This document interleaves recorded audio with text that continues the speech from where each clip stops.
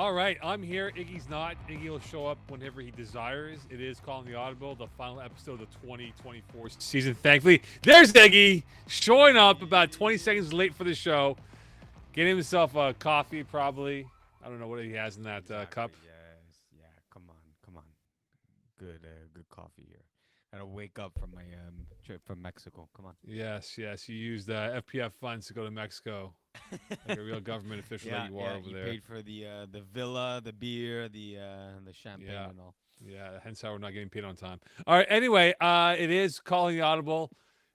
This is the final episode of the 2024 campaign. Thankfully, we've endured legit. We went through Jan, Feb, March, April, 4 months of jargon and like repetitive, like, yeah, we think this team is good. Yeah, this team is terrible. Can't wait for these two teams to play each other. Oh, boy, roadshow coming up May 4th, 5th, and 6th. Can't wait. And now here we are. We finally made the end. The end is here, Iggy. Thank God it's here, my friend. Yes, it's about time. It was a arduous and long season, but God damn it, we made it. We made it, man. It's like we went through that dark tunnel. We came out smelling like soil crap. I don't know what Shawshank Redemption film you just watched, but sure. Yeah, it is. I gotta watch that movie Monkey Man soon, actually. This is fantastic. Yeah, you're really all sideways there, Iggs, huh? What's going on? The setup today is just I think it's a perfect way to end off this season. Just having utter chaos and mayhem. Utter chaos for this show. Okay, so we have to get Laurie Willette on. She's going to join us to talk about the women's finals. Yes. Co-ed as well, or are we not getting... And co-ed as well, yeah. Co-ed as well. Then Brent Bach can be on with us, talk about 6 and 6D. And we'll preview the finals. We'll give you our predictions. Unlike the show from a fortnight ago where it was 5 hours long of like nonsense of us just talking. This will be a little bit of a quicker show for all of us here. Yeah. That one's the longest show of the year. We It's like the year end, right? For a company, the inventory or whatever it is, the taxes and all that, and you got to stay till like 9 o'clock on a Thursday night and do it. And that's what it was for us 2 weeks ago. 9 o'clock on a Thursday night. Oh, for us, yeah. No, but the equivalent of like a company that has to do the year end, right? Yeah, that's no inventory either like finishes or starts at like 5 in the morning, 2 in the morning, whatever it is, 9 o'clock at night, whatever it is. Okay, so Larry will join us in a few seconds here. Roadshow this weekend at Marie-Vic and RDP, Saturday, Sunday, and Monday. We'll kick off things Saturday at 1 p.m. and then Sunday same time, and we'll have a plethora of finals. Then Monday will be the two women's finals, 7-10, I believe, is the first one. Women's 2. 7 and 10? 7-10. Oh, 7-10. Yes.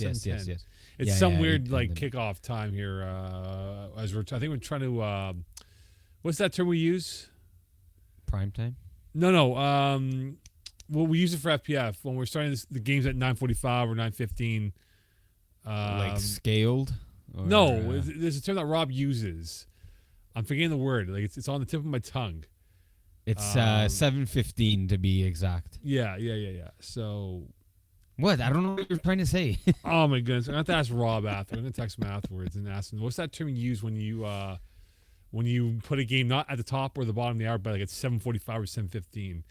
Anyway, so women's will be Monday. We'll have our broadcast pairings are almost set. Can't wait. I'll get to work with Tam Villideath for the women's finals. And I'm really pumped for that because it's two great games, first of all.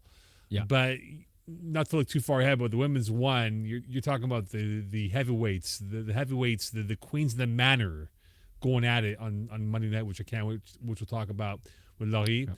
And look, the other finals are going to be great too. We got some good ones too that we're going to preview quickly and break down, give us our thoughts here. But before we get Laurie on, which final has caught your attention, Iggy, for this weekend coming up? I mean, is it fair to say it's Div 1? I mean, the way Royaume Luminaire's path to the final here has been there was no show last week, and I was in Mexico, and I'm like, my God, Jesse Dupree deserves like a new FPF nickname. He's the Goat Slayer. He took down Kevin Wyatt last year, Division 2 finals, when very few people gave him the chance to do it. and then he takes down Joe Mayer and the A squad of a Braves team. Was overtime or Yeah, in, it went to regulation? overtime. Yeah, it went Like the full this 3 man, rounds. this guy, and Dan Lazara said it too early on in calling the Audible one of the episodes with me. He said, "Watch out for Royaume Luminaire as a dark horse to make it to the finals." And man, he wasn't wrong. Look at them now. So that Div 1 final, can Jesse Dupree once again take down Kevin Wyeth in this time in Division 1 final? Well, I mean, look, they've done a good job. I mean, you think about how they got there. You said it before, beat the Braves in overtime on the last opportunity for the Braves. They take out KGP, their arch nemesis, rather comfortably by 15, and now they get the All Stars in this matchup. And you think about their season series this past year, they lost by 12 or by 9, a big part to All Stars earlier in the season, and that was back in early February. So now 3 months, my God, has elapsed since that game. Mm-hmm. And, you wonder for Kevin Wyeth, who has a beef with you, Iggy, for questioning his strength and his arm throwing capacity. I threw under the bus, by the way, with Wyeth. They go, yeah, it's all Wyeth, man. Come on, Kev. You know we better, Kev. It's But, all Wyeth? You mean it's all Iggy? It's all Iggy, man. It's a blame Iggy on that one. But it's a storyline. There's 2 storylines. You mentioned the Ghost Slayer in Jesse Dupree, but also for Kevin Wyeth. I mean, how long will he go at the apex of his powers as a quarterback in this league to perhaps win a winter title for the first time in quite a long time? I believe it's been what now? Really? When's the last time he won? I forgot. Did he win it last year? No, they lost to Braves, but it was Right. the year before then. Yeah, it's been I mean, it's been at least a year or two, right? So, I mean, not to say Kevin White's going to announce his retirement on Sunday when they play, but if this could be it for him, I mean, what a way to end off this season to let his arm rest up, and who knows if he comes back for spring season. But I'll be fascinated by the extra pieces, the Chris Millards, the Pat Jeromes, the AJ Gomes, the White Tiger, Nick Gropini. What they do in this game. Those are the guys I believe will have quite the influence in how this plays out on both sides of the football. And, for AJ Gomes, he knows Kevin Wyeth very well. They've gone up against each other numerous times. So can he guess right on knowing what the play will be? And in guessing right, can he create a turnover that can lead to points for Royaume Luminaire? And that's going to be the key and how they play a defense against a very potent all-star offense. Yeah, for sure. And then another one I guess that stands out. I don't know if you agree, but Division 4A, you got backfield penetration, right? You have Alessandro Barazzoni, made it to the finals in the Fall Cup Tier 3. Lost big to the West Island boys. That game got out of hand. He's seen success now in back-to-back seasons, but he's that championship has eluded him. So he does have a Fall Cup bowl under his belt from I think like 2018 or 2019. It's been like 5 or 6 years. So he has won bowl championships, but he's never won a FPF winter or spring title. So of course, as you repeatedly say, this is the best of the best. The winter season is where we have CFL players getting drafted and CFLers playing in the league during the winter. So it's definitely the proof is in the pudding in terms of the best being out there. Can Alessandro Barazzoni finally eclipse those elusive titles and get one on, what is it, Saturday, Sunday, over the weekend here? Saturday prime time, 6:50 East, 3:50 Pacific, and the hometown kid, I guess, right? Because they're playing in the backyard of RDP in St. Leo for this game. And do you want to wrap up Div 1 before we get to the 4A preview here? What do you want to do here? Sure. I'll just to wrap up before we get to that. This is saying now for Div 1. If Royaume Luminaire wins this game, I mean, that's a massive, massive skin for them to have, because again, they're the classic FPF sample of moving up, Yes, not dodging, and now they're literally one game away from being the kings of Div 1 for winter season, which we all with all due respect, is the best of the best, as you said before, playing in this division amongst the 3 FPF seasons that we have in the calendar year. Yeah, of course, absolutely. And you know, Mike Piasset last winter actually did call out Jesse Dupree in the preseason, saying where you at in Div 1? Where you at in Div 1? He goes out and wins Div 2, rightfully so, moves up to Div 1 and has a chance to write himself quite the storybook and really, gives a light and hope for many of these teams that are currently in Division 4, Division 3, and Division 2, that there's a storybook ending here, that you can make it all the way up and beat the best of the best. And Jesse's 98% of the way there. He's going to need, again, like that Div 2 final, he's going to need to go score for score with Kevin Wyeth, and he's going to have to beat him out on extra point converts, which is always a tall and difficult task. No, it is. And, I mean, look, no one – put it this way, okay? If we had Vegas lines on this matchup, the odds would have been astronomical because your number 1 seed goes down, your number 2 seed goes down, your number 3 seed goes down, right? Two of the top 3 seeds go down in the quarterfinals before you get to semifinals. I mean, how wild is that concept to realize that this is the low in terms of seedings, right? The numbers, right? This is the lowest matchup of seeds playing each other in the total number in a Div 1 final ever. Yeah, the 4 versus 6 seed, right? Yeah. As it stands, yeah. Yeah, which is wild, right? Because, Flagma Sat goes down and then party crashes, no pun intended, crashed that party, and it took him out, right? Then everyone's saying, Jamesons are going to be the favorites now. And then Braves go down the next hour. So, it's going to be a Jameson versus All-Stars final.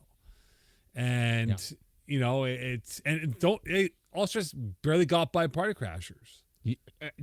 I don't know if you were there, but they won on the last play of the game. Yeah. I mean, it was really close for Fred Dupree. Jesse Dupree final in Div 1, man. That would have been a crazy story in and of itself as well. Yeah, and Fred, if I stand corrected, went to the Div 1 final in 2006. But anyway, that's 06. Yeah, so that's another 18 years ago. Yeah, but that's what I'm saying though, right? Like it would have been wild in the imagination department. Like if we had like an actual gambling line or betting line, you would have been a millionaire if you had. Oh yeah. Crashes against Royal Luminaire. But what I think will come down to is it will come down to the final 3 minutes of this game here. Yeah. And if Royal Luminaire is nursing a 4-point lead in possession of the ball, Jesse's going to try and milk that clock and try to score with like 5 plays left.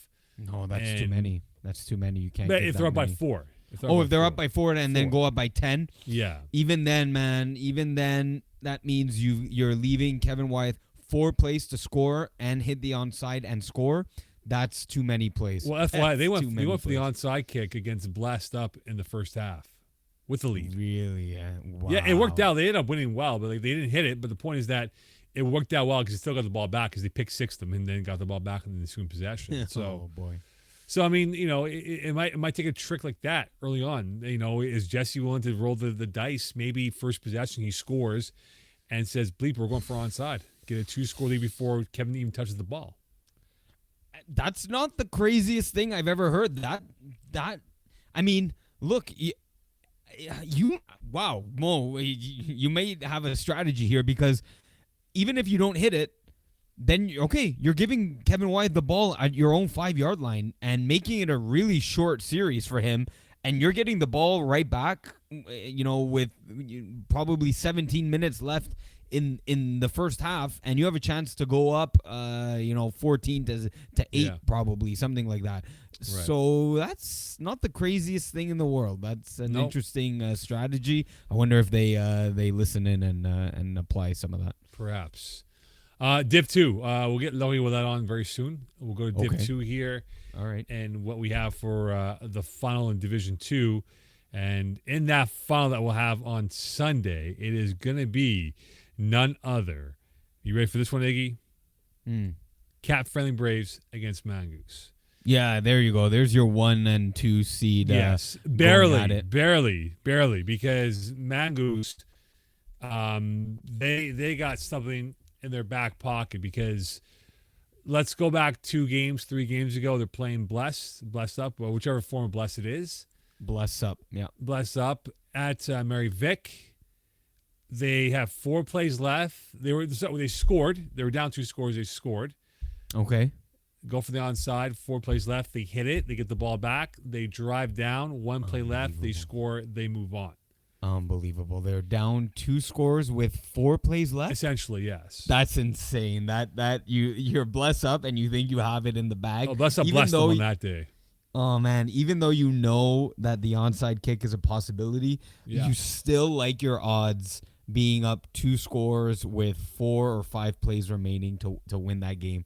Oh man, these playoffs have been wild, and like just watching them. Thank God we have like Chris and his team has expanded the way they have, because they've been able to capture so many of these moments and going live and then the overtime periods. It's been an absolutely crazy wild ride, and I've said this years ago. Well, maybe not years ago. Maybe it was even like could have been last spring or last fall. For that, Nick Schaefer is one of the best Hail Mary throwers of a football. I'm telling you, give me anyone in the league. It might be like Wyeth and him, 1-2, 2-1, whatever order you want. Man, Nick Schaefer's one of those. He gets so much air under it, and then I've never seen a team like Mongoose convert so many of their Hail Marys, and especially when James Drysdale was on the team, it was almost like, okay, well, end of half scores and end of game scores were almost a guarantee, and they did it again. It was close, but it was pretty clearly in once you saw the Instagram reel of it. The ball crossing the goal line and part of the flag having crossed the goal line. James O'Hagan made a crazy tackle. Sorry, Mo. James O'Hagan made a crazy tackle, but it was clearly in. And man, Mongoose might be a team of destiny. Well, it was a crazy call. It was a crazy play because there's 2 factors in that game, right? You said James Terrell. He batted the ball forward. Yeah. So that was number 1. But number 2, look at the number of green shirts to the blue pennies that was there for that ball. It was almost a 4-on-2. No one. Why was there only really one person on the goal line? I mean, they also sent 2 rushers. Questionable. What is this? What are these balloons? It's not my birthday. What is it? We're celebrating because we're finishing off this episode here. Thank God. Holy crap! And I don't have Omar in my ear. I don't know what just happened. Mongoose. It's an iPhone thing. Oh, yes. Okay. I don't know what I said, though, to trigger that. Yeah, I don't know. Mongoose just... Yeah, I'm sorry. I don't know what exactly Dirty Birds were doing, sending 2 rushers, even though there was only 1 quarterback. And then, yeah, you only really see 1 person on the goal line. Questionable there. But, look, if I'm not mistaken, looking at the play-by-play on that game, Mongoose was up big. Mongoose was up like 21-6, or maybe even 28. No, it was like 21-6, and 21-0. I don't know. And Dirty Birds made a hell of a comeback in that game. It didn't start too hot for Quay Johnson, but they made it all the way back, taking a lead in the game. That was astonishing to see them. They had a lead, and it took like a hail. Man, like for Dirty Birds, just to speak with them for like 20 seconds. Man, that's what a. Man, their playoff runs have come up real in like agony and heartbreak. They lose in the finals in Tier 2 after, scoring a late first half Hail Mary touchdown themselves with James Tyrell. And then for them to make such a huge comeback, Mongoose looked like they were choking it away. And then to lose the game on a Hail Mary like that. Look, Quay didn't have a good start to the game, but kudos to him. He made a hell of a comeback and a hell of put his team in a position to win. And man, it sucks, but Mongoose also deserved to be here. They 9-1 season in Division 2, making the jump from Division 3. They themselves had a hell of a season and a hell of a playoff run, as you alluded to, with the huge comeback victory themselves against Bless Up, and then they've got something special, Mangoose to do. So they didn't play each other during the regular season. So this is the first time they're facing each other, 10-0 against 9-1. So the top two seeds, one loss between the two of them. Top two offenses, top two defenses, or top two in the top five. Close, two of the top five defenses, more or less. I beg your pardon. And now you get a chance here for Mangoose to, or Mangoose, beg your pardon, to same thing as Orlando Luminaire, right? Kind of laid down the groundwork that, hey, if you do win this game, you're pretty much moving up to Div 1 winter next season, if that is their desire. And I wonder, see, like, here's the thing. Like, if Mangoose does the exact same thing in the wins over Bless Up and Dirty Birds, yep, they're going to lose, because Cat Friendly Birds will not give them that chance to make that type of ending or endings that they've had. You wouldn't think. Yeah, the box office will not be there for a third part of this trilogy. So now for Mangoose is going to be Nick Schaefer, right? Like, I mean, he's got that confidence. He's now been an alpha for them, and that offense is flowing. They have become much more dynamic than what they've been before that. And my question for them is, can they have sustained drives and keeping CFB on the sidelines, and no need to score 40, but maybe scoring 30 and still winning the football game, maybe like 31 to like 25. Well, if they do that, I believe, well, yeah, they scored 33 in their first game, 24 in the second. Definitely a game like against Dirty Birds. It's not going to happen where you win 24-19. Like, Joe Meyer's not going to put up 19 points, right? He's going to put up at least 30, just given that it's a final. Like, in a regular season game, you can almost be certain that he's good for 40. Maybe, playoffs and defenses coming up a little more clutch and a little tighter and everything. He's good for 30. So you got to score 31, and even then 31, we didn't even include the converts, because Meyer's going to go for 2 all the time. So, and if they convert 2 or 3, 34, 36, you're looking at. So you got to put up 37 or more points, in my opinion. Can he do it? Yes. But you can't do it the way you're suggesting, Mo, grinding the clock down, right? You're going to have to score, in a 4 to 5 minute vein, rather than slow the pace down with 7 to 8 minute drives. So it's going to be interesting to see how they approach the game. And for me, you don't play it any different than you have all during the regular season, and what you've known your offense to become. Hit the sidelines for 10 to 12 yards like you do. Hit your go routes. Hit your 10 to 12 ins. Nick Schaefer's not much of a 1-yard hook guy, drags and everything. He's, he has that in his arsenal sometimes, but it's not his go-to. So I don't think you change your game plan entirely and make it a slow game, because it's very difficult to hit 36, 37 points by slowing it down. Here, another thing that I'm looking at in this matchup is the fact that Mike Pearson, William Trottier, and Chris Verreau combined for 44 touchdowns during the regular season. So it's like you're not going to stop them. You got to contain them. So how do you go about and contain this 3-headed monster? Yeah, that's tough. I mean, I definitely one of the strategies, I wouldn't man this team up. That's very dangerous, especially given the drop back ability of Chris Verreau.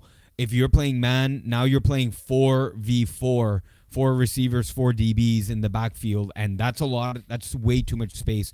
4 speedy guys, like you were mentioning in Will Trottier or Chris Verreau, even whichever one of those two drop back, maybe even both drop back, and then you have a 3-on-3 situation with Joe Meyer throwing the ball to like Mike Pearson, and then Pearson with the ability to elude everyone. So I don't think playing a man is real smart there. Maybe you want to disguise your man, go into zone. Oliver Suri is going to be has to be the main man calling the defenses. He doesn't have to be the main man to make plays when you have guys like Tristan Fisk-Casso and Simon Actil in the backfield, but he's gonna have to put them in the best position possible, get the play calling right, and that's always difficult with the Braves, right? Meyer is such a great adapter of the play calling, so you're gonna have to see Oliver Surrey, go toe to toe with the play calling of Joe Meyer, and it's going to be a match of offensive and defensive coordinators out there, in my opinion. So Division 3, we have Easy W against Bruins. We did the bracket, and this is now what the 1 seed versus the 2 seed, right? Officially, Yeah, it's at least the 1 seed. one. Hold on here. I got the original bracket that they can put in the Hall of Fame. I think it would be Bruins would be in the 3 it's seed. the 1 seed versus the 2 seed. The Bruins were the 2 seed. 1v3. No, 2 was Diamond Bougie. No, but the 2 seed on the on that the West side regional, of the bracket, yeah, the West region, the West region champion, the Bruins against the right. East region champion, ECW. Right. So yeah, look, before we get to the preview of this game here, everyone liked the bracket. I mean, the feedback that I got from the teams is that it was cool, different. I like it. You think about infantry, they were close enough to making it as a 6 seed or as a 6 seed on their side of the bracket and facing the Bruins. But we get Bruins, we get ECW. Both teams having, again, ECW close one against infantry. Bruins easily handed backyard bullies. Yeah. Which was a bit surprising. But, I saw the Bruins play, I think it was about 10, 12 days ago against Lightweight, and they toyed with them. Yeah. And they definitely have earned full honors to be in this final against ECW. And I'm really intrigued by this Jeremy White, Chris Verreau quarterback duel. But I think what's also more intriguing is the supporting cast. And you look at Bruins in particular in this matchup, and guys that I'm looking at that have played really well for them this season. You think about Gab Charles Dabé Champagne. He's a guy that I think is going to be a big problem given his size and just his high football IQ that he has and reading plays on defense and setting up those traps to make a play on the football. Yeah, I like the matchups across the board. You go Gab Champagne, and then you pair that up though against Nathan Desjardins of ECW. That height gets somewhat neutralized between the two. The thing about Jeremy White's offense is that it's a very speed dependent, and it's a very timing based offense. So that's going to be very difficult for some of these Bruins players, as good as they are, as good as the team is, especially defensively. They're going to have to, like you said, pose some traps for Jeremy White to fall into. And I think the biggest matchup here, and I think both Jeremy and Gab Wiseman would agree, it's rusher versus QB. Jeremy likes to make a quick read, and if that read is not there, that little shake and bake hip salsa move that he makes on most rushers gets away with it. Gab Wiseman, even if he gets away from that first tackle and that first attempt at a sack, Gab Wiseman is able to gain ground rather quickly. So he's that extra time and space that Jeremy creates for himself is going to be limited. So I'm telling you, this rusher QB duel is going to be what dictates a lot of this game, both in terms of ECW's offense and how much the Bruins defense can stop the potent offense of ECW. Yeah, I think the Bruins. They across the board they have better depth, I think, in terms of It's close, man. It is close. I know what you mean. I really like the Bruins' depth, but man, is it close. And just it's so hard. Even if you give the a tie, I'm sorry, Mo, I'm stealing your thunder here, but even if you give it a tie in terms of the depth and athleticism, the thing is that timing and that the spacing concepts that this ECW team is a lot more well-versed and has played a lot longer than this Bruins team have with Chris Verreau under center. It's not a cast of misfits because some of the pieces have played together, but under mostly a new quarterback and a newer system. They're more used to playing under Gab Wiseman. So I just for that factor, I think EZW has a slight edge in this. If you're just talking head to head. Yeah, what's remarkable. We all thought that the finals would come from Diamond Bougie lightweight backer boys that division, right? Yes. And instead it came from the Group A and Group B winners, ECW and Bruins, and they kind of quietly went about their business. And I look at ECW, their last loss, which I actually scorecapped, their only loss that they had was late February against Griff Nation. Yeah, like Griff Nation. It was a blip. Yeah. I don't understand. I didn't understand it then, and I still don't understand it now. But I was never worried. I'm telling you, I've said it almost all season. This EZW squad, so good. So good. Just so potent offensively. And even, man, you look defensively, 232 points against. You're averaging 23 points against in Division 3.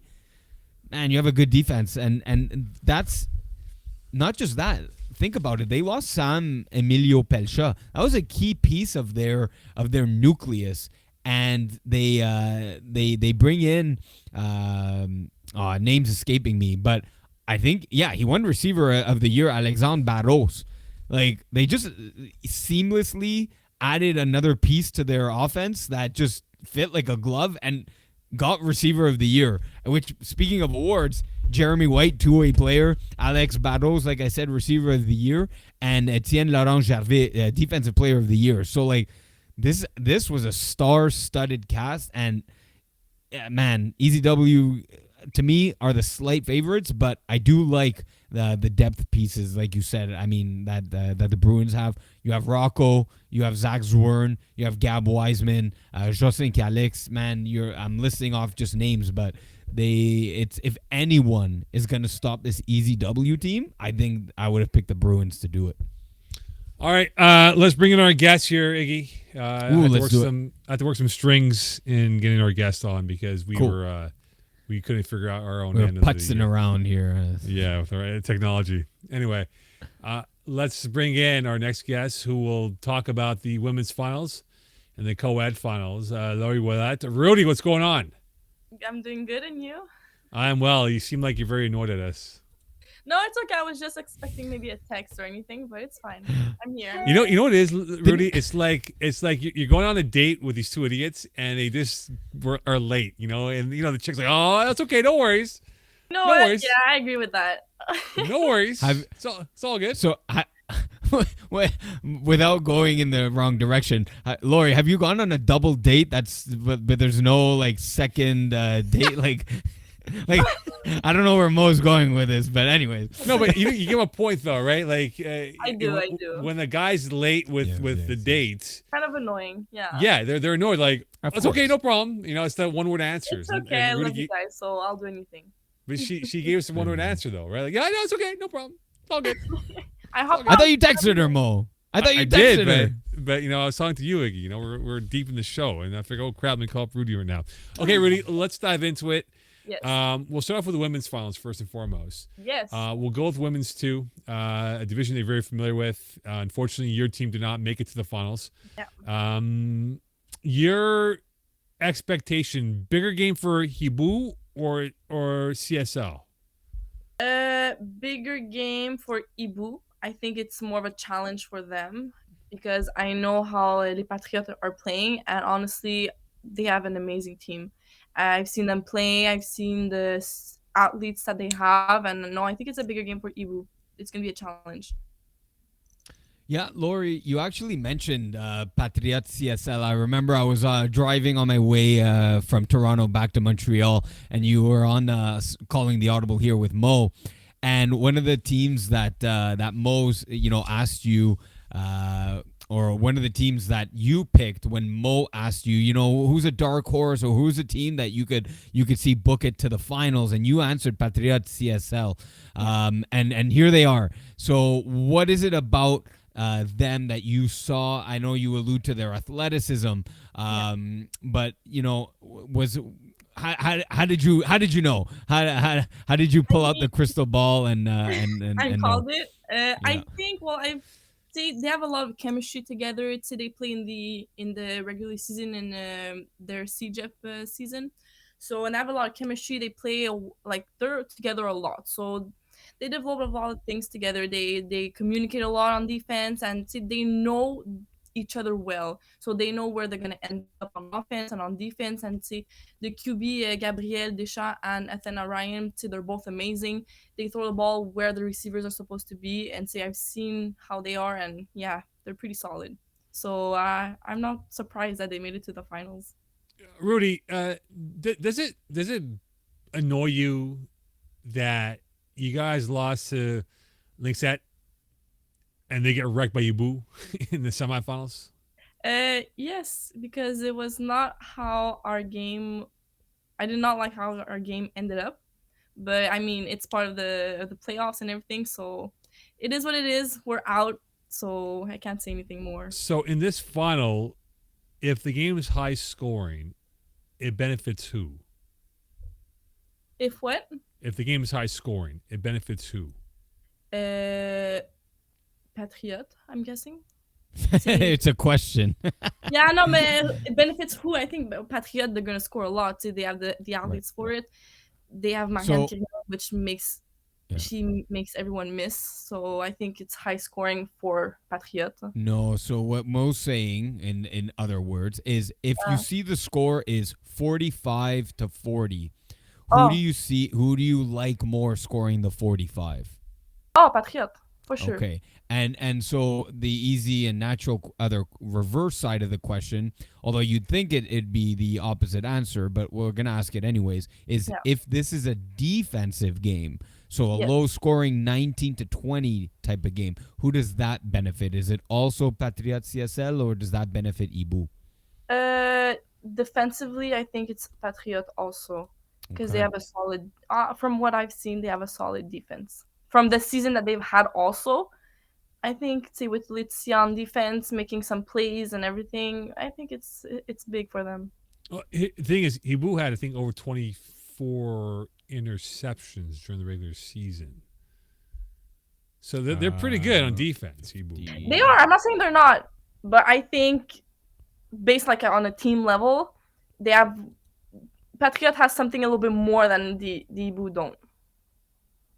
Yeah, the Patriot on their side forced 26 interceptions, and my God, what is this? 27, over 30 PDs, maybe even over 40 PDs. Especially 17, of course, like you said, coming from Letizia Ngalu. She's definitely a monster out there. I think one of the players, though, and Lori, maybe you'll agree or disagree. One of the players that on this Patriot team that we're not talking about and is a absolute superstar, and maybe it's only because she played 5 games, but in the 5 games that Marianne Quirion played, in 5 games, 7 interceptions, 4 PDs, 3 pick sixes. In the 5 games offensively, 38 receptions, 565 yards. That's 100 and some odd yards averaging per game. 2 touchdowns almost per game with 11 TDs. Do you know this player? How much of a have you seen her play? I definitely do. have some opinions. What do you think of her and her being the odds of maybe being the MVP of the game? Oh, I've seen. I know a little bit of Marianne Quirion, and honestly, she's a beast. The way she moves on offense and defense, her cuts and everything. She's gonna make everyone miss her flags. She's a very mobile and fast player, so I would not be surprised if she gets MVP. Like she has a great connection. If Gabrielle Deschamps is playing as QB, she has a great connection with Marianne Quirion, and she's gonna throw that ball and she's gonna go up and grab it. She's gonna make some plays. It's gonna be very good. All right, women's one, Le Bleu and Sub Zero, two of the biggest hitters in Quebec women's football going at it on Monday night. Yes. Right now, your gut is saying what? Is it favoring Sub Zero or Le Bleu to perhaps come away with the victory here on Monday night? Given that this weekend is a massive nationals event for women's flag football that's been Yeah. hosted in Montreal this weekend. It's a very difficult question because it's always these two teams that are like on top, and it's like one team wins one year and then the other the next year. So it's like always a debate. But if I would have to guess, I'd go for Sub Zero for this women's finals. I think they've grown a lot together and everything. They've practiced a lot from what I've seen on Instagram. So I think they could pull it off this final. And what would be the number one reason that they would pull it off? They've practiced a lot. I think they've upgraded their offensive plays and defensive plays. I think they're just getting better with time, and it's gonna show on the field. So Le Bleu and Sub Zero played the first game on January 6th. I remember that in Brassard with Sub Zero won Yeah, by a score of 13 over them. And yeah. then they played again later in the season, late March, with Sub Zero won by a score of 7. You know very well. You know very well. You guys are current players. You know, to beat a team once is very tough. To beat them twice is tough, but to beat them 3 times, that is an ultimate It is. riddle to figure out. Do you think there's pressure on Sub Zero, Laurie, that can you beat Le Bleu 3 times in a season, given how close they are in talent and competition? Of course, there's pressure on them. See, from what you've just said, they've won twice. So winning a third time, especially in the finals, it's very important. So of course they're gonna feel somewhat of pressure because they want to win it a third time, which is like the big final, and then they're winning the finals. So I think And there's a lot of pressure. And where do you see that pressure lie more on? Do you see it lying more on the Sub-Zero defense trying to stop that Le Bleu offense, or do you think the pressure's under Sarah Parker and her ability to become yet again a FPF champion? She has 2 championships under her belt, so she does have that winning pedigree. Where do you see the pressure more, Sub-Zero offense or defense? I think it would be more Sarah Parker because it relies on her. She's gonna make the play. She's gonna read the defense, so she's gonna have to read right in order to make some touchdowns and make some points on the scoreboard. So I think there's gonna be a lot of pressure on Sarah. For yeah, So, Laurie, before we get to co-ed here, yes, the explosion of women's football is been astronomical. It is a speed train right now that's not going to be stopped. It is going and going and going here. So yeah, this Monday is massive because you have 2 great finals on deck Monday nights.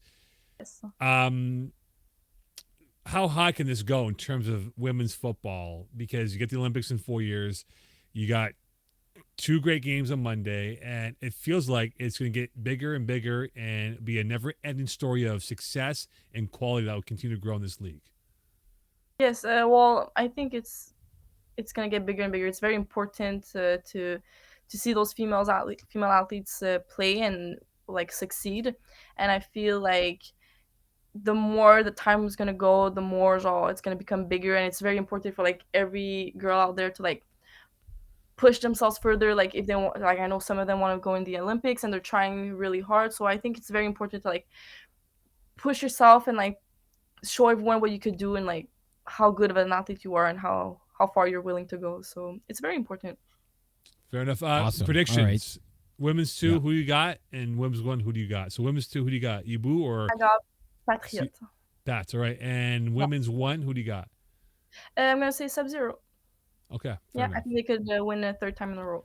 Got All right. any score prediction there, or you just want to leave it at the team winner? I'm gonna leave it at team winner, but I think it's gonna be a high scoring game for both teams, Okay. both divisions. Okay. Co-eds. Eggs. You start off with the co-ed here quickly. Yeah, we'll kind of go in the middle. We'll sandwich it in the middle here with co-ed 2, since this is where Lori played, and of course you're in the final with Yes. Pass Whippin facing off against Y and Y. So without revealing too much about your game plan. What are a few things that you want to maybe take away, or that Y and Y do very well in their offensive structure and their defensive game plan? Oh, you can pick your side. Maybe what are a few things that Y and Y do well that you guys want to focus on? Well, they use their female athletes a lot, as we saw from the stats and everything. So it's gonna be up to us, the female from Pass Whoopin, to really like lock them down or like play well on defense, so they don't get as many balls and receptions. And also they have speed. Like the guys on their team have speed, so the guys on my team, Pass Whoopin, have to like play really well on defense. So I think it's gonna be a defensive game. It's gonna be very important to stop them, and vice versa. Um, yeah, I score kept a couple of your games for pass whooping. It Yeah, feels like you guys have the right chemistry in place. Would you agree? I do. Well, most of us have been playing for like more than a year now, so there's a lot of chemistry that was built up. So I'm really proud of our team for what we've done. Why and why? We know this team very well. I mean, it's a team that has Yeah. many tentacles in this league that we know. But is there any concerns about them maybe coming from the quarterback play, Stephen Casey, or even some of the players that they have on the offense here? I feel like, Iggy, maybe you agree with this or not, but I feel like this is going to be a high scoring game with Y and Y against Pass Whooping on Sunday. Yep. I can see that. I think Lori kind of nailed it there. They have some high end talent on both sides, male and female. Um, I mean, the thing is, it can go one of two ways. I think either way, though, it's a close game, but it could be very offensive where all the stars are shining and no one can stop each other.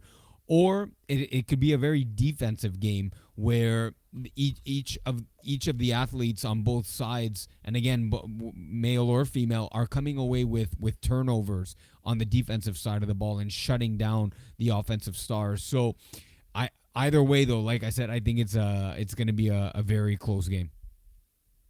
I'm going to go on a prediction here. Rudy's going to drop the game-winning touchdown. Oh boy, Oh my goodness, are you taking my side now? Dropping the football. Dropping. I know, I was being sarcastic. Dropping on If the we- last play of the game. And then We and are then not and then Chris Rivet will do his classic Chris Rivet reaction. Patting the Go ball. for it. And what's the reaction? Oh my god. Being silent. Yeah, that's receiver for you. That is receiver Oh for my you. goodness. Anyway, We'll see, anyway. Sorry, go ahead. I didn't say anything. I said we'll see. We'll see what happens. I'll Oh. prove you wrong. You might prove me wrong, but I still have that Madden cover of you dropping that football. It's okay. It's okay. You have your opinion. Go ahead. Last Iggs. last thing for co-ed 2 here. Do you feel like any of the rushers are gonna have an impact in this final? Usually it's big defensive interceptions from either a safety or cornerback. Do you feel like the rushers in this matchup are gonna have any say in the game? I think so. From what I've seen, say my rusher Sarah Mathieu, she's been doing really well. There's a reason why she got an all-star and everything. So I think she's gonna be a key player. She's gonna put a lot of pressure on the QB. She's a fast one, so I think people are underestimating her, and she proved that she's really good. So hopefully she comes through and she sacks the QB a couple times and puts some pressure. So we're gonna keep doing our game and we'll see where it ends up. Co-ed 1, do you think your favorite team, the IG team, can pull it off and be plenty of fish on Sunday? I think so. I think they can. See, with Jinsley making a comeback in the last few games, I think it's really gonna help them maybe win it because he was like the main player. Without him, they were having trouble. Since he came back, they're doing well. So I think key player Jinsley, he's gonna pull it off and win another one. Yeah. Easy question for you, or simple question. Maybe that's not easy. Who's the favorite in this game? Is it Plenty of Fish or is it IG team? I'm not entirely sure. I'm not sure either because that's a good question. I really don't know. What would you say? I don't know. I think you nailed it already. Where you mentioned that the return of Jeans Lee radically changes this IG team. Like they not only get to add Jeans Lee, they don't need to drop Rith Jean Giraud from because they don't bust the cap, and it wasn't an IR absolute replacement replacing Jeans Lee with Rith. It wasn't that nature. He was able to get his games played from a nature of an injury. And so they're able to have both of those players and Jordanson and I believe not Zachary Alexis. My God, there's too many Alexis. Jourdain. Jourdain, Alexis, I believe all of those male athletes combined with the experience and the chemistry that they've already built up with Jaffia Jones, Gabriel Poisson. So this, I don't know. Maybe the IG team is the favorite here, and I wouldn't have said that 6 weeks ago. So that's how I feel. It might be the IG team, even though on paper it should have been Plenty of Fish. Yeah, I agree. I think with the return of Jean Alexis, it really helped their gameplay and momentum. So yeah. Last time they played each other, Plenty of Fish won 42-18 on February 10th.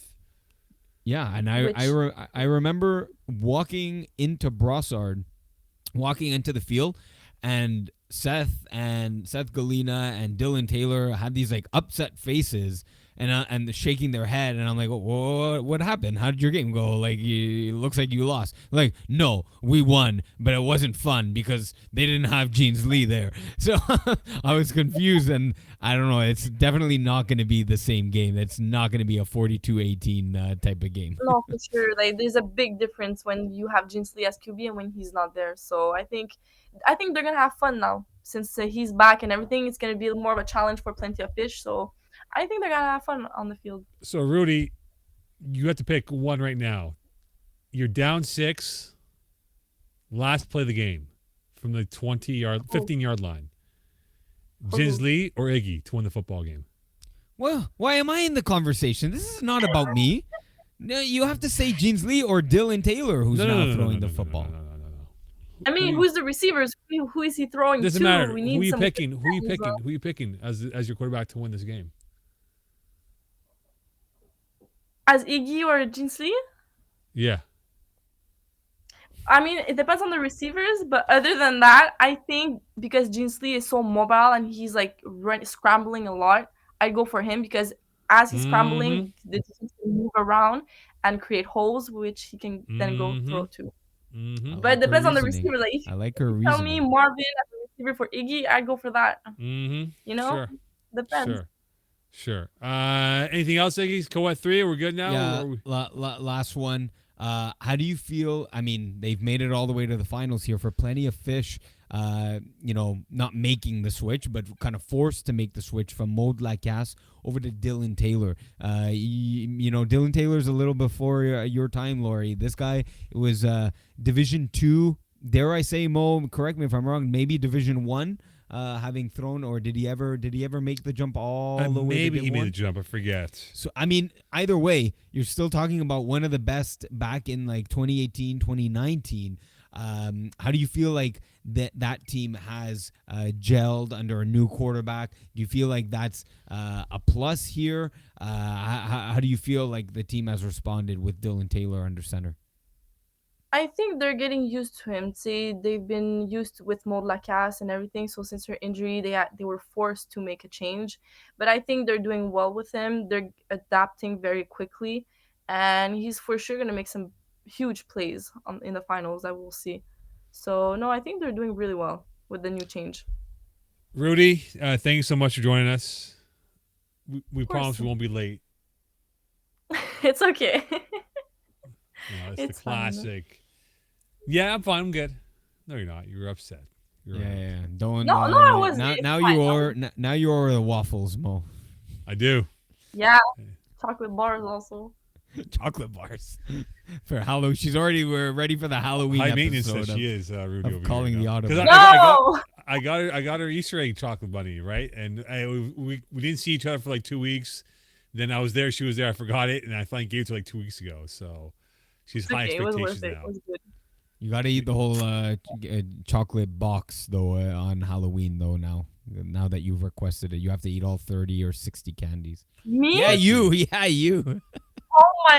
Okay, Did I'm I down. give her? Did I give you some, Rudy, or did I? Who did I give this to? I gave it to Eagle. Oh, you gave me a box. I remember. Did I give you a box? You did. I gave you a Halloween box of candy. Yeah, a small one. It's fine. It's fine. Did I? I don't remember. I gave so many of these Halloween boxes. Like I gave It's to a lot of been a kids. month ago. It's fine. No, hold on here. No. Hold on here. No, It was- the Easter a egg thing I small gave box. you. The Easter egg bunny I gave you 2 weeks ago. But Easter, prior to that, I gave you the yeah. Halloween box. You did give me the Halloween box. I don't remember. You the like with the mix of Kit I Kats, don't Oreos, and remember. everything. It's been so long because I gave to all these kids. Eagle, being a part of the kids equation as well. Yeah, for sure. All right, Eagle. Rudy, we'll see you Sunday. We'll see you Sunday. Yes, Sunday. Yeah, I'll be Sunday. there Good luck. bright and early for the road show. I will Thank not be you. there bright and early. I'll be there when I show up. Okay, well I'll see you there. Classic drama. Later, drama Rudy. moment. Thank you so much, Lohi. Thank you All right, for good night. inviting me. Letters. Bye. Bye. All right, Rudy, on with us. As I agree with her in her picks for sure for women's 1, 2, and the co-eds. We'll do co-ed 3 now, Iggs, She didn't since pick we wrapped it co-ed. up here. We didn't ask. God damn it. That's okay. We can do a quick preview here with At Least You Tried and Thunder Villains. So At Least We Tried. I feel like they've been peaking. I've caught their games here and there from afar in Laval. I think they'll give Thunder Villains some like they're tough. They're 10-0. They're very tough, but I think they'll give Thunder Villains a lot of questions to kind of figure out the answers to. And I wonder if Thunder Villains have the ability to kind of get an early turnover or two and kind of put them in the chase mode of Thunder Villains and have them chase them rather than the other way around. I asked it in co-ed 1. I'll ask it here again. Again, simple question, and you'd think there's a simple answer, but who's the favorite in this one? I think it's probably like 1.5 either way. It's close. It's close. I mean, you'd think the obvious answer is At Least We Tried, given the 10-0. They won by record. 1, by the way, over them. Right. And given the don't forget, this is a rematch pretty much. It's a slightly worse roster than Drink Team, but this is a Thunder Villains or Thunder Buddies versus Drink Team rematch that Terry Babel is probably licking at his chops, because in that last one there was some controversy with the roster, and it actually ended up being a Thunder Buddies forfeited victory in a finals, or one of the first ever in FPF. I'm sure this time he actually wants to beat them on the field, because of course Drink Team won that game on the football field. He's definitely going to be coming locked and loaded. One of the things is now he's healthier running the ball, one as a quarterback running, but also rushing Daryl Dorsley. That's going to be a big piece in this game, because like we were talking with Jeans Lee, Daryl Dorsley's a slippery quarterback that when he buys time, gets loose, goes on big runs, and that's where At Least We Tried can pick up a lot of first downs, a lot of touchdowns. So that's going to be an interesting piece. Who rushes for Thunder Villains? Is Terry Bablis healthy enough? I've seen him pick up a couple sacks this season. So that's definitely going to be an interesting one for me to see. Yeah, I think, Babylon Club's really gotten better as a quarterback. He's I don't think he's modified his 80s pitching style of a throw there, but I think Dorsley will have some hiccups against them. I believe that when it comes down to it, with how At Least We Tried has been as a team, and again, this is a team that loves the explosive play. They may not have it. It might be far and few. And if they do have that chance, they better hit it, because they won't get a second or third chance if they miss it the first time. Right, and now that I think of it, Jenna Araujo, my wording's starting Araujo. to. Yes, thank you, Araujo. Now that I remember, they might very well go in a platoon role for the rusher, because she's she's definitely not a bad rusher at all. She's actually one of the better rushers in co-ed, not just co-ed 3, in all of co-ed. So they might share kind of the rushing attack against Daryl Dorsley. But I think if you're talking about the explosive plays, I think the Thompson O'Reilly brothers or family are the ingredient that that Thunder Buddies defense didn't necessarily have in against Drink Team that the Thunder Villains do, picking up 13 interceptions between the two of them and knocking another 9 balls out of the air. So those two are a menace on the Thunder Villains backfield. So look for Daryl Dorsley to actively avoid these two. So he's gonna, if that takes away his number 1 and number 2 option, how far will the number 3, 4, and 5, the depth pieces on At Least We Tried, how much can they make of an impact in that final game? All right, on to 4A, Iggs. We have a rematch from the regular season, backfield penetration against Balls Deep. Spicy ending to that game. I score kept that game, and I actually had to lay down the law on a particular person in that matchup. But we get the 2 of the top 4 teams going to go at it.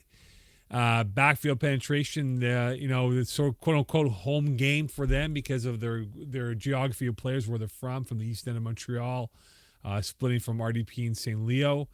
You had mentioned it previously with the fact that Alessandro Barzoni looking for what would be a massive win for his career against Balls Deep team that they beat rather easily in the regular season by 14. And now we fast forward a month later, and Balls Deep has kind of gone on a heater of dominance. And for backfield penetration, they have played really well. But the thing is, though, can anyone stop the dynamic duo of Joseph Rakandi and Ronnie Isthmus, who have been absolutely dynamic on both sides on offense defense? Yeah, they've been absolute, studs out there that teams and defenses just don't have an answer for. Not just defenses, but offenses as well. Ronnie Isthmus, 9 INTs, 700 yards, 14 offensive touchdowns. He's been a one-man wrecking crew, but don't look past those two. A lot of people look at the stats, including Idaho Utah, and forget about Elondre Abbey. That player is an absolute, dynamic third piece. As a third piece on this offense, is just a complete athletic monster out there, and can turn the tide of a game in favor of backfield penetration. And he's often disregarded or not really looked at because the stats weren't there. But in fairness, done in 5 games. So he's definitely a piece that not many people pay attention to. That he's definitely going to be an X factor, if not the factor, for backfield penetration. So definitely, I agree with you that I think they're quite the favorite. They won by 14. I see them, being an 8.5 or 9 point favorite in this final. And think about it, Mofos almost beat them on the last play of the game, backfield penetration in the semifinals, and Balls Deep had a close one against Half Centers FC. But I look at Balls Deep and what they can bring to the table. They play with a chip on their shoulder, blue collar like defense. They're not gonna back down. I mean, like, they were trash talking them left, right, and center. Shanton Smith, no one really talks about him. He doesn't have the same pizzazz or panache that Isthmus has. He's the guy that moves the sticks. Rich Boy Montezier, who we know, longtime player. He's the guts of the team, both sides of the football here. But I wonder who can be that second option on this Balls Deep offense here that can be an X factor for Justin Weir, that he doesn't have to rely on only Smith, but he can go option B or C to be a difference maker in this matchup. Well, I mean, I think it's not that tough of a question. If Shanton Smith is your number 1, and that's an arguable number 1, your other 1A, 1B is Matthew Peacock. He's exceptional. Can really box you out. Make sure he gains leverage, whether it's on a post or on an out or a deep in. And he has the solid hands to move the chains himself. So if you have a 1A, 1B, or a 1-2, and then your 3 is Richie, it's not bad. You're not looking. You're looking that competitive when you're looking up and down the lineup. For me, it's the 4 and 5 piece. Yes, Jonathan Weir, 31 receptions, 37 targets.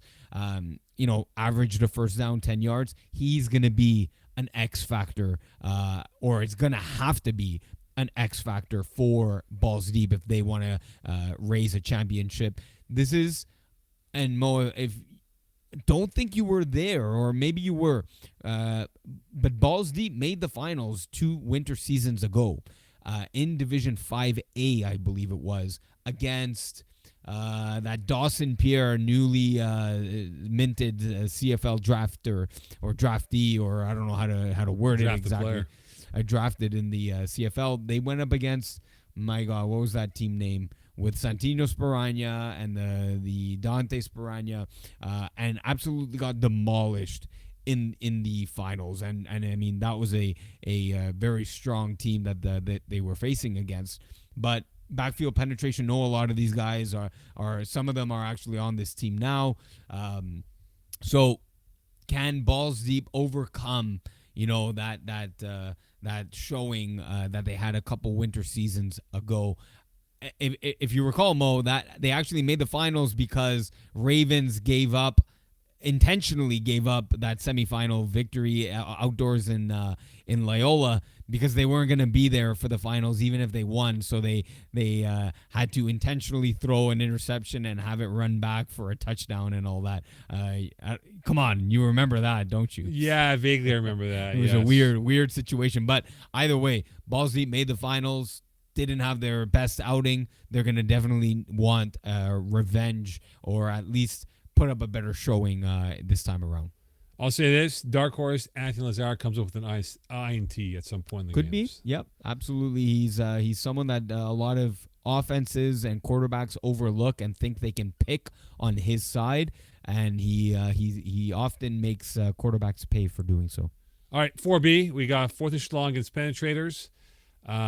Again, no one would have thought this would be the matchup in the 4B finals. Fourth echelon were the 4th seed, penetrators were the 6th seed. Both unique paths to get to this point here. Now I look at this situation here for penetrators. They've been here before in years past in other divisions. Fourth echelon, they're trying to knock on that door, kick down that door to get themselves a championship here. I'm intrigued by this matchup because I look at the quarterback play, and that could be the biggest difference. But I think we look even more in depth here.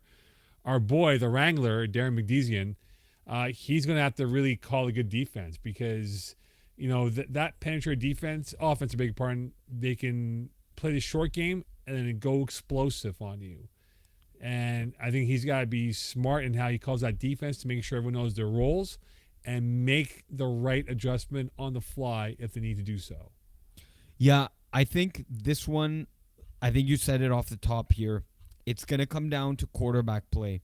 And this is, George Koutsoukos's first real playoff run in the men's division, at least, of FPF, because I believe he's played FPF Junior from his profile picture. And he's had a decent playoff run so far. 13 touchdowns, 3 interceptions, 500 yards in 3 games. The 500 yards in 3 games is questionable. I would have liked to have seen, 600. But that would have suggested a very strong playoff run. He's had a good playoff run, definitely, so far. But he hasn't been in a final. And that final game, yes, after a drive or two, the nerves settle down. But I'm not worried about that. I'm worried about the first drive, the nerves there, and the final drive, the nerves there. If ever they need, they're down 5 or down 6 and need the touchdown and the convert to win it. He has the weapons around him. He's, this team has rattled off God knows how many wins in a row since starting 0-3 on the season. They haven't lost a game since February 7th, where they lost to Pocket Rockets and overcame that team in 37-35 in their quarterfinal victory over Pocket Rockets. A lot of this, it's going to come down to quarterback play. Then you look on the other side, Justin Goodman, like you mentioned, has, it was a tier 4 Fall Cup final, but still against a very strong Save the Turf Dole team led by Vincent Chung. They needed to make a miracle comeback, and they did. And ever since then, they've climbed the ranks into Div 5, now into Div 4, and so they have that pedigree, that winning pedigree, that championship pedigree, always led by Justin Goodman. So he's in his own way. We talked about the higher divisions climbing the ranks. This is the equivalent, for Justin Goodman, is the equivalent beating out, sorry, not Killer Rays. I'm looking at the wrong thing here, but for lower division teams in Div 6 to make their way into the middle divisions. It's gonna be a good one. That's my assessment from the quarterback standpoint. It's going to come down to a final drive, perhaps. Yeah, and don't forget they played each other during the regular season, which for the Schlong won by 2 back, I think, early Feb, or late Jan, whatever. It was early in the season, early enough for that matter. But, I think you're right. It's going to come down to the final 5 minutes. I think it's going to be a one-score game. The question is, for both teams, how healthy they are coming into this game. Is it full roster? If there's not full roster, we don't know. I know there's been a lot of talk about, hey, if they're going to be able to come fully loaded for both sides. And if they're not, it's going to come down to, whatever you have, can they just kind of focus in and not lose their concentration if they're going to be shorthanded, if they're not going to have a full allotment of options to work with. But this game might have potential to be one of the more appealing matchups. It might not have the sex appeal of names, but it might be the most appealing in terms of the excitement that we'll have on Saturday. I believe it is 5 o'clock, right, or 5:30, whatever time it is. Yeah, around there, 5:40. I'll disagree with you there. I think you have a lot of name power here. You've already rattled off the Darren the Wrangler McDazian. You have Justin Lerner, the Matty Manos brothers, and then on the other side, Jared Boydman and Nick Fawn, the kind of the twin towers. Although Fawn mostly rushes. Penetrators are also boasting guys on defense like Matt Capone, the 7 INTs, 10 PDs, 2 pick sixes.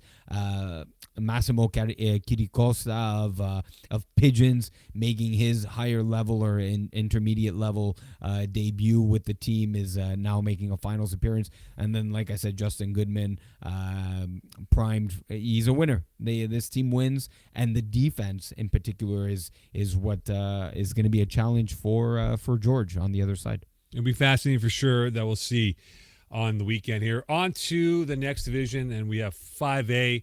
Le Petit Carotte against Sleeping All-Stars. That is a Saturday 4:30 kick with these two teams here. LPC, a team that has gone through the grinder at 9-1. They had a good regular season. I saw a couple of their games. They did beat Sleeping All-Stars by 7. This is a team led by Jason Reyes, who we've known now for a couple of years or a couple of seasons, or whatever term you want to use, and knowing what he is. They got a good team, Megs. You look at LPC, Xavier Bro, they have a really good connection with him and Reyes. Zach Cloutier, another good receiver in this league. I think those two Bro and Cloutier will be problems for Sleeping All-Stars, because you have to pick one of the poisons out there, and they're going to exploit whoever it is. But mind you, Sleeping All-Stars, they have athletes, and they can keep up step for step. But can they come up with that big turnover early on to kind of set the tone in this matchup? They do. I think you nailed it right away. Xavier Bro is a problem. He's a matchup problem for a lot of teams. Though a guy like Samuel Omombo, I believe, on Sleeping All-Stars, I'm not sure if he's I'll take a look quickly, but I'm not sure if he's playoff eligible. Yeah, he is. 5 games. Yeah, he is. They just got him in. So that's a guy that can potentially man up Xavier Bro. Even then, I'm telling you, bro, in a jump ball situation is a nightmare and nightmare problem for many teams, including Sleeping All Stars. The thing, if you take that somewhat away and Zach Cloutier somewhat away, again, those are your two-headed monsters.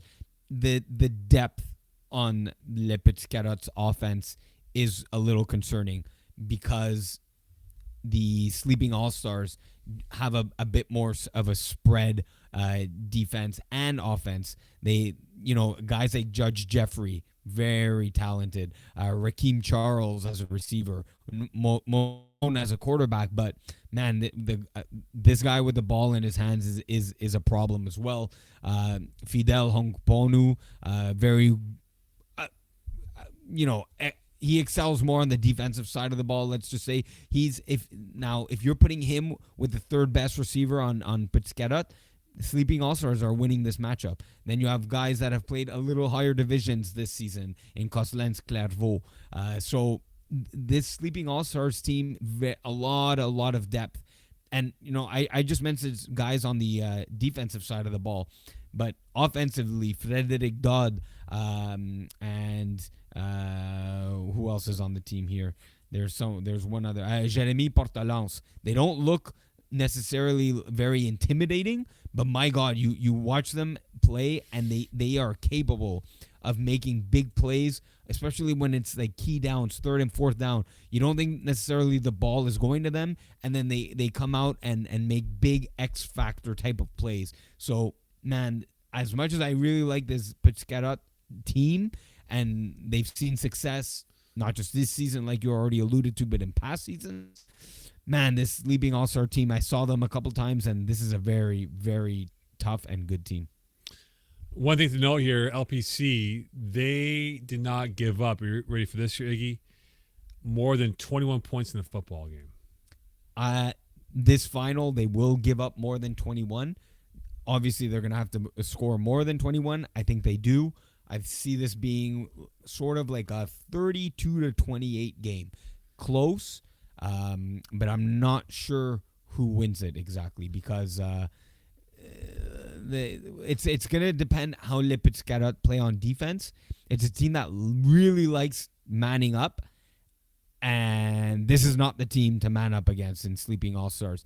Or if they see success when they are just simply manning up almost every play, it's going to come down to the hands of Samuel Côté from Sleeping All-Stars. And he has the ability to outrun a rusher and has the ability to hit players in stride. But how accurate is he going to have to be? Because this Le Petit Carot defense can go stride for stride with receivers. So maybe they're going to put the pressure on Samuel Côté to be absolutely accurate with his passes. 5B final, we have Win Diesel against Parley Tilters. No one thought this would be the finals. Everyone thought Win Diesel would be in the finals. I thought we all thought they were going to be in this game. Yep. Many thought it would have been Maccabees, but Parley Tilters had a phenomenal game, neutralizing Shimmy Collins and really making them look rather ordinary. And now we get, probably Win Diesel, who are probably going to be faced by like 13.5. They got a close one. They had a close game win over the Hooligans, which they won by 7, which, in fact, they were on their heels a little bit here. But now they get Parley Tilters in this matchup. Iggy, no one would have thought Parley would be in this matchup here, but now they get another massive exam against a William Sabag offense. And Sabag has looked immortal. Like, he has not looked weak at all. I just wonder if they can come up with another scheme on defense to really make him second guess and get him a little bit twitchy, which I think would be very tough to do anyway. Well, and this is normal. The playoff season, you face better and better teams. Will Sabag, 45 TDs, 3 INTs in the regular season. This playoff alone, he's matched that INT total already in just 3 games. I'm not saying that's absolutely worrisome and he's gonna choke it away. That's not what I'm saying. But what I'm saying is that this Parley Tilters defense and the team in general, you're absolutely right. We didn't expect them for them to be here. In fact, in talking with some 5-5. yeah, like I was talking with some other guys, and I'm like, man, look at your development. Look where like Parlay Tilter / Glory Boys have gone. They're still sticking around here in Div 5. While I was talking with Matt Zeppatelli, how you're in Division 4 and Division 3 even, and like where you guys were even and on par just a couple seasons ago, and I was questioning the development of Michael Hyotis and the team, and they're proving me wrong. Like they've absolutely, and they've proven me wrong, at least in my head internally. But like this was always a team. This was a team that made the semifinals against Dirty Dogs, not this past spring, but 2 springs ago. And so they've had these elements. Or was it last spring? No, 2 springs ago. So they have the elements of understanding and being very good flag football players. Because if you didn't know, this is actually a tackle football team. They've converted it well. This is a tough defensive team. So where I'm going with this, again, back to Will Sebag's 3 interceptions. Don't be surprised if Parlay Tilters get 1, maybe 2. And if they get 2 interceptions, they can find themselves in a tight game, just like they did against the Hooligans, this being Win Diesel, of course. And if they find themselves in a tight game, Michael Hyotis has shown in the past that he can, muddy the waters and keep it and grind out a game and keep it low scoring. And if it's another, 28-25, 28-21 game, I mean, Win Diesel's still the favorite, but the Parlay Tilters can make a game out of this and could steal a championship from Win Diesel. Well, the difference in that game for Parlay Tilters over Maccabees was they had 3 red zone INTs inside the 5-yard line. I'm not surprised in hearing that. Yeah, they had a pick 6 involved, and Hyotis had some clutch throws. They were up 19. I think they were up like 21-0, I think, and then they took a penalty, and then they hit a Hail Mary to make it 21-6, and that could have folded them up, and they kept on going. But, I think when Diesel had their test against Hooligans, I think they gave them a real good run and a scare. And I don't know if Parlay Tilters can give them that type of scare. It's hard for me to fathom. I think this, I'm not saying it's a blowout, but it has a storyline that it could be a blowout. It could. It could. As much as I said that, it could go the other way, and it with a 2 but that's the thing. You need 2 interceptions from Will Sebag to make it a close game. Yeah. So yeah. I mean that's sort of my like line of thinking. If they want to make it close, they're gonna have to force turnovers. And I'm telling you, I've played this defense a couple seasons ago. It's an aggressive. They might take some penalties, but if they can force some turnovers because of it, so be it. They might have to pull out all the stops and be just that extra aggressive, even though it might cost them a penalty or 2. Iggy, give me 20 seconds. I have to go PVR something on my TV. Oh my God! You weren't expecting this to go past 8 o'clock. No, this is your chance to go. Here. This is your chance to go. I got by PVR. the way. Give me 2 seconds. You can talk right now. I'm right here. giving you the damn. I'm doing the monologue for you to go. God damn it, Mokan. I don't know what it is. Maybe I'll be talking like to Jerome Hovington, of course, listening. I don't know if he's like going to his soccer. My God, if it's soccer, Mo, that you're going to be recording, or is it PVRing the Toronto Boston game? Maybe it's that. I wonder if it is. We're going to find out with Mo what exactly he is PVRing. I'm going to guess it's Boston, Toronto, given that it's 7:54 on the clock right now. The other thing that came on as we're recording the show is the Instagram highlight of Matt Kirouac, Division 1 semifinal, getting the 17-yard touchdown where everyone thinks on Party Crashers that it's going to be a Hail Mary, and Matt Kirouac, a absolute dart and bomb down the middle, gets a touchdown. Mo, as I'm explaining 2 things. One, I was hoping you're not PVRing some soccer game. But second, I guess that it's probably the Toronto-Boston game that you're PVRing. No. Oh, actually, my no, God. No, And then, again, with the balloons, I did something. Yeah, No. No, you're. And then you're the other off. thing is, I noticed as we're recording the show that Chris Rive has posted on our Instagram the Matt Kerouac last play of the game touchdown to win it for the All-Stars. That was posted while we're recording here live. Fantastic. Yes. All right, Div 6. There we go, Div 6. Meet Fiddlers, Demons. Demons, momentum. Fiddlers, a bit twitchy. Fiddlers, close win over Pigeons, which I kept. Score kept, I beg your pardon. 1 point win. The Pigeons had a chance to win on the last play. Drop ball in the end zone. Fiddlers, no. Yeah, Fiddlers thanking the football gods. Man Bezogias, our homie. I felt like he had a bit of confidence, but it got a little bit checked in by the Pigeons. Now they get Demons. Very good. Yeah, Demons, they've earned their keep. I mean, they beat Cavalier de Rohan on the Monday. I think what turned around for them was that Sunday in Laval when they took out Fire and Blood. That was an emotional win for them. And then Skull, good regular season team. Bit sulky in their loss against Demons. They won by 20-8.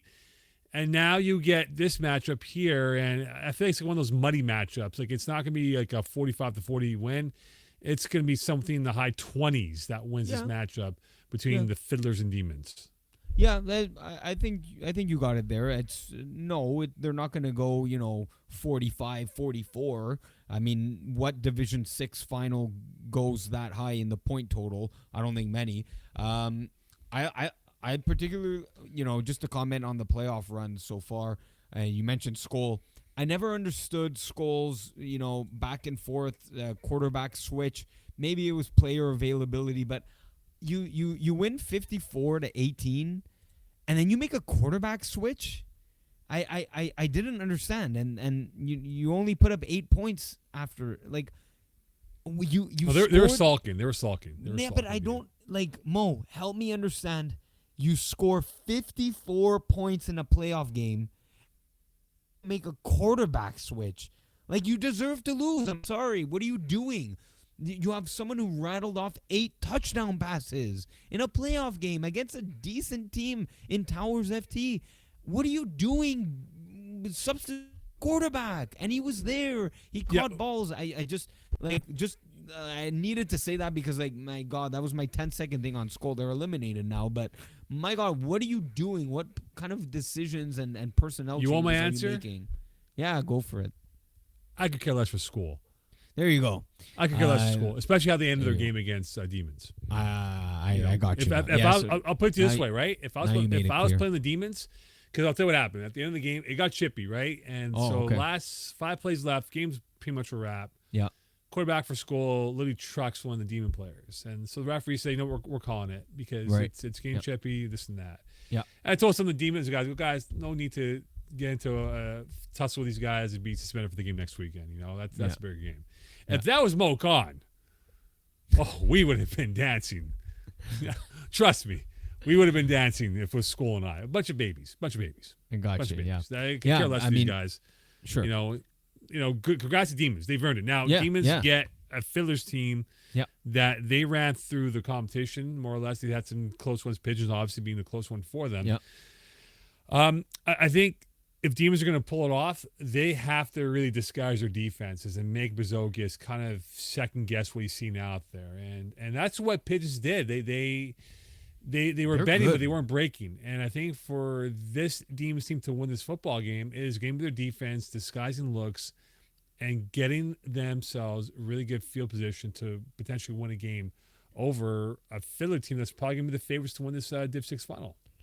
So, I haven't seen Demons in a while, but that's not the type of defense they are. They're that typical Div 6 defense that shows it off the bat.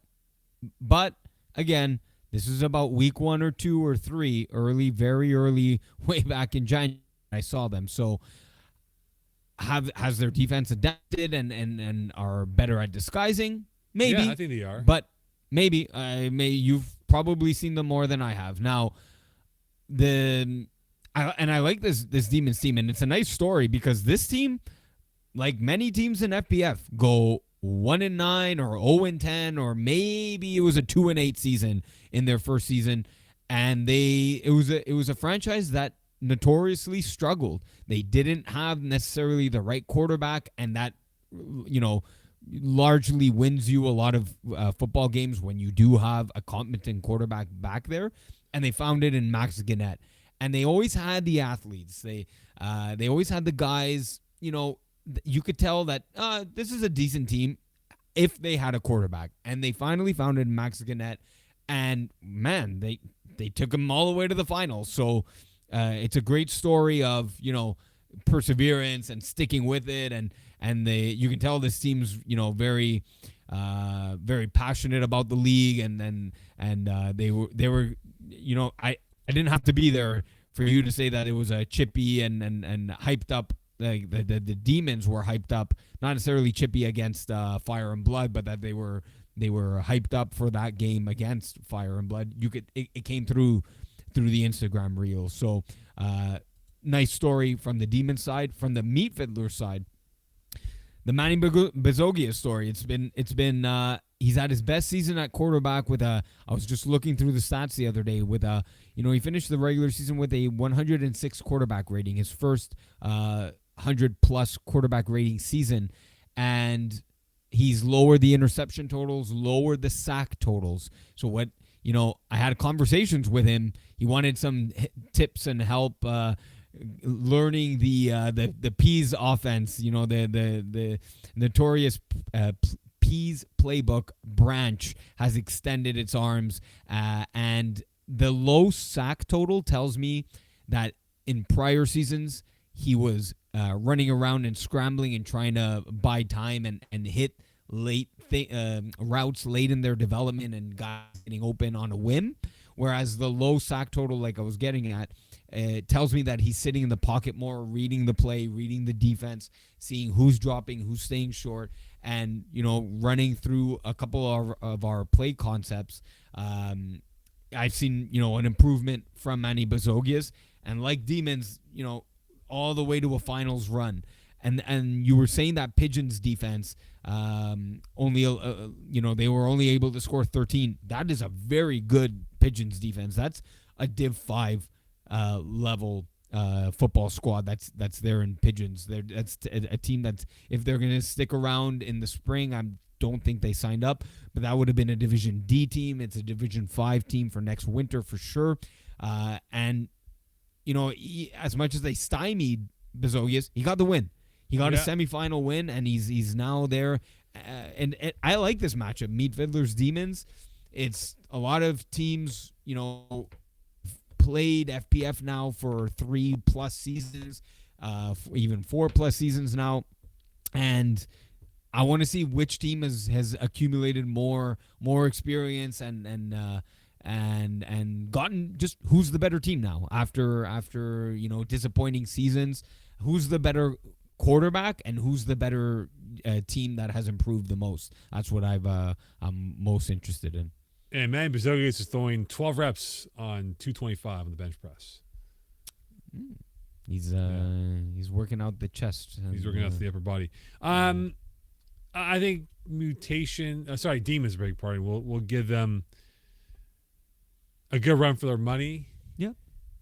But if it ends up being high scoring, they don't have that cachet to keep up with them. I just don't know if they can do that. But if it's a low scoring game, then I think all bets are off. I think we go back to the scene of the crime of last Sunday in Laval with Pigeons and Meat Fiddlers, that it could come down to the last play. And that's what I think Demons want to have, is to win it inside 5 plays or close enough to it where they don't give a lifeline to Meat Fiddlers to come back with a response. So, yeah, they got ball out on defense. I think that's going to be their calling card on Saturday to potentially win this Div 6 final against Meat Fiddlers. So we'll find out how this plays out on the weekend. Last one for 6D, Cheat Squad Mutation.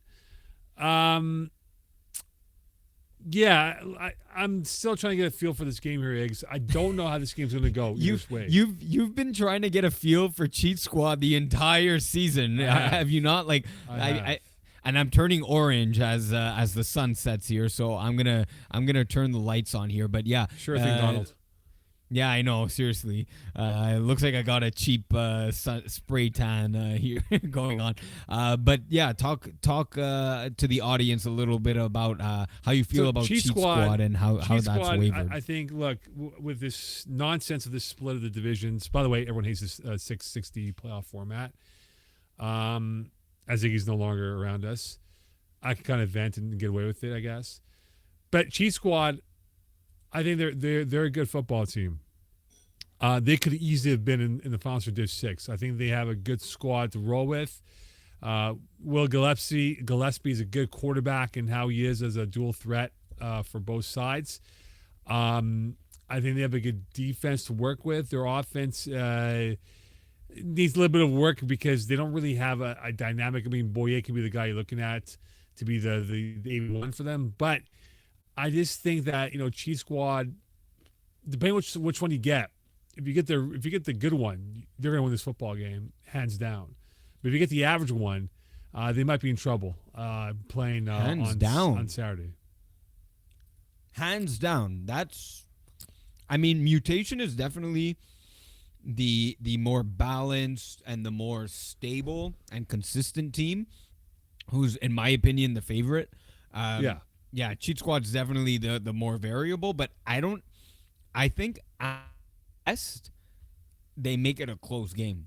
Like Cheat Squad, they don't walk away with it if they play their best game. They make it a close game where yes, they can win, but if they play their best game to say that they're going to walk all over Mutation, I don't think so. Not at all. By the way, I was listening to you because I could hear you even though I was walking away. Yes. If you didn't like the division split, they hate it, and the way it was operated, which it was awful. Okay, maybe. Let us know. Give us feedback. I'll let you know. I took bullets from the teams. We don't, plan. And you know whose opinion I want the most? Come on. Mo, whose Manny opinion do Bazogis? I want? No, not Manny Bazogis. Pease Delaries. Because this was his idea, not for this season, no, but his idea of one way to split the divisions. And a lot of people say, why even split them? And the reason is because we don't know Division 6, these new teams, who's signed up and is way too strong. And so, we could have had 8 teams, new teams that were just completely blowing out the division.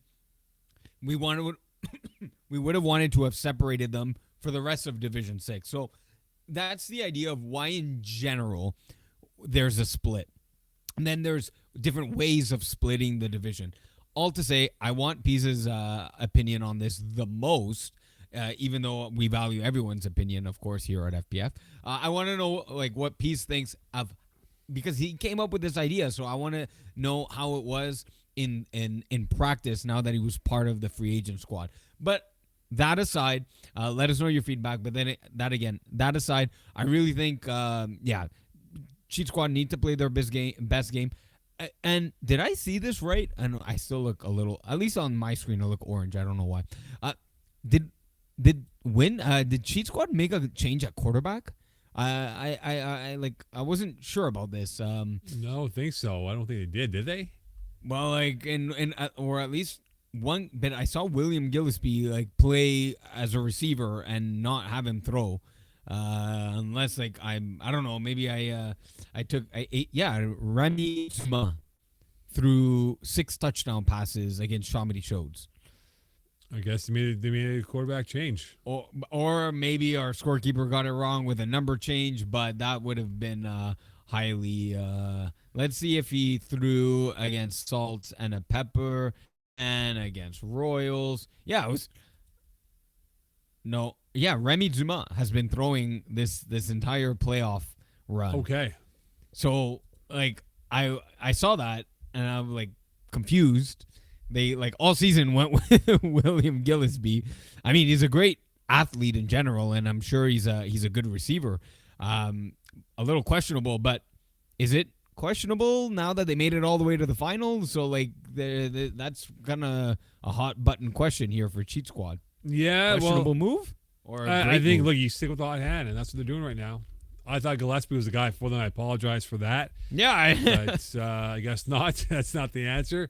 But I think, look, Mutation saw them play. They took out free agent squad in the playoffs Yep. rather easily, and Big, they made the prediction they would be here, and here they are in the finals.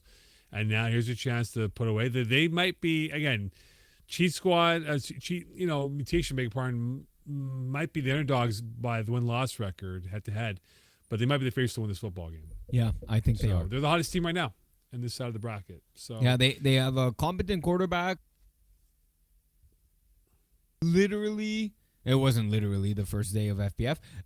It was the first week of FPF, and I score kept them. I believe it was a Wednesday night at a bear, and I saw them play. And Chris Rive said, "Oh, that's a quarterback that plays at Terrebonne and like the equivalent of like Div 4 of FPF." And I'm like, "Oh, okay, let's see." And I'm like, "Oh yeah, this guy can play. He has the pass run combination that you need in Division 6." Just like William Gillespie, and for Cheat Squad, more of a runner than a passer. Maybe that's why they moved over to Remy Dumas. But yeah, Mutation had the pieces. They have the experience of Emil Scaff. Would this be Emil Scaff's first championship if he wins? I believe it would be. Oh man, he'd be rubbing in my face. Oh yeah, he's gonna come over with that trophy and I won't be around. I'll be long gone. And shine it in front of you. I won't be there. I'll be long gone. I don't know what the hell I'll be for that one. But yeah, Mutation, like I said, have a lot of pieces that are definitely interesting. Cédric Gingras-Dubé, the Viking looking, he could have been playing on Skol. He's defensively just as offensively a great player. And it's a little. I clicked on the wrong Mutation because we split them up.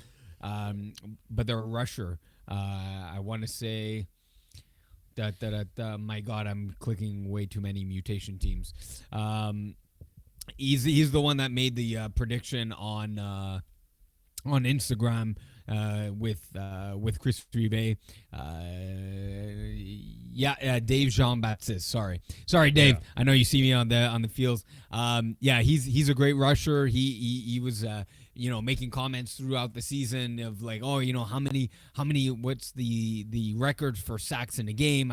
He's the type of player, and a lot of the players on Mutation, they've grown to love the league and get that itch, just like Cheat Squad, in fact. And now that I think of it, this Cheat Squad is the team that played Ben Don't Break against, for the most part, not with Luke playing at quarterback, but that they lost against to Ramfins in the Division E spring final. So that side has some finals experience under their belt, unlike Mutation.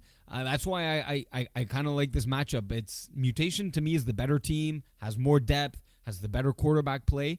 Maybe because apparently Dumas has been killing it so far this playoffs. But Cheat Squad have that experience, have the athleticism to go toe for toe with Mutation, and you never know. The finals can get to one side or the other, especially in these lower divisions, and it might be who has the better defense that day that comes away with the victory. All right, is that it for us? That's it, Mo. Unless you want to quickly do a prediction segment here, or we can wrap it up. It's up to you. Wrap it up. We don't make predictions when we call games here. There you go. Yes. Okay, so that'll do it for us. The 4-month trip comes to a final stop this weekend. Road show Saturday, Sunday, Monday.